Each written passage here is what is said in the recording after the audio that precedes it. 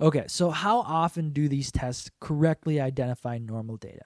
So this is data that was taken at the n equals 30 samples across multiple distributions. To give you a general idea, let's say you're running a capability study with 30 samples, and you don't know what distribution your data follows most likely. That's what you're trying to find out. Is this normal enough to trust my capability results? Well, you're going to see that the Anderson-Darling is about 29% powerful. The Jarque-Bera is about 24. The KS around 16.5. The Lilliefors is around 67 to 68. And the Shapiro-Wilk is around 72, with the Ryan Joyner coming around 30. So earlier we looked at the actual rankings, but now we get to see the numbers. And we see that the Lilliefors and the Shapiro-Wilk, number 1 and 2, are way more powerful than the Ryan Joyner. So something interesting, maybe a better way to think about these numbers. So let's take the Anderson-Darling. That's a very common one. Lots of organizations use the Anderson-Darling as their first line of defense. At the standard n equals 30 samples, if you have non-normal data, the Anderson-Darling test only identifies non-normal data 30% of the time. That means 70% of the time it incorrectly accepts failing data as passing. So at 30 samples, the Anderson-Darling is wrong 70% of the time. That is wild to me.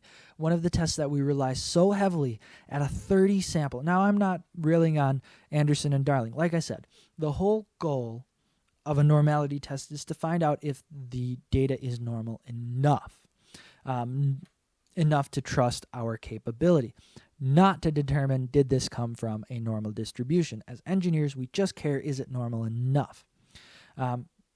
But to me, that's wild. A test we rely on so heavily at 30 samples so heavily is going to be wrong 70% of the time with failing data.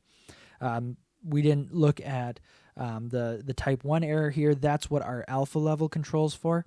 But here we see that when given non-normal data, it fails 70% of the time.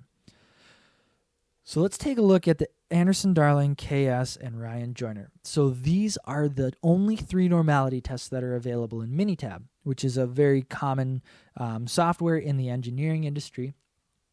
And these are the only tests it offers.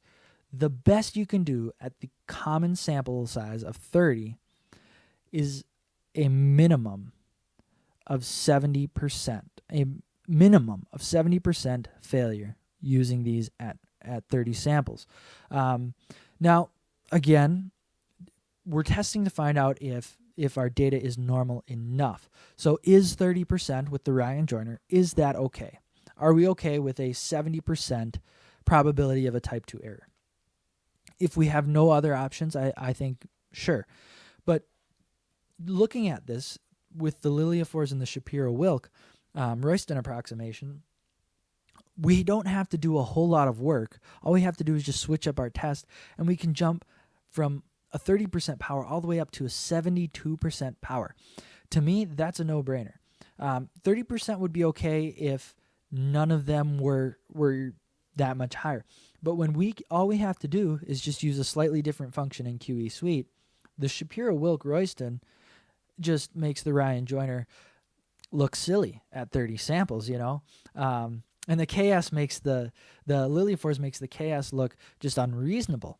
So I just thought this was something really important to point out, that yes, 30% might be okay for some organizations, but with very little effort we can bring that right up to 72 without collecting any more samples.